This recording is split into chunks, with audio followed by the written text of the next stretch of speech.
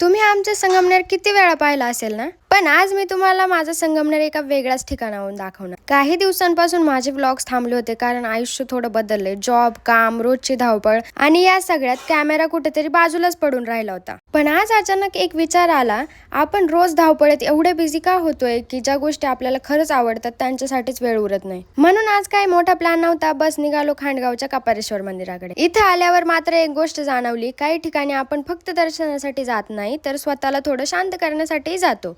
आणि इथली सगळ्यात सुंदर गोष्ट म्हणजे माहितीये, इथून दिसणारा आपलं पूर्ण संगमनेर. वरून खाली पाहिलं की रोजची ती सगळी धावपळ किती छोटी वाटते आणि मनात एकच विचार येतो, थोडं थांबणं पण गरजेचं असतं आणि थांबल्यानंतर किती वेळ थांबायचं हे पण आपल्याच हातात असतं. शेवटी महादेवाचं दर्शन घेतलं आणि मनापासून एकच गोष्ट मागितली, जे काही पुढे येईल ते स्वीकारण्याची ताकद दे. आणि कदाचित आजचा हा व्लॉग फक्त एका दिवसाची आठवण नाही, ही पुन्हा कॅमेरा हातात घेण्याची, माझ्या आवडीकडे परतण्याची आणि कदाचित इथून पुढे नव्याने सुरुवात करण्याची वेळ आहे, अशी प्रार्थना करून आजचा व्लॉग संपवते. आणि तुम्हाला व्लॉग आवडला असेल तर मला नक्की फॉलो करा आणि मस्त मस्त मोटिवेट करा.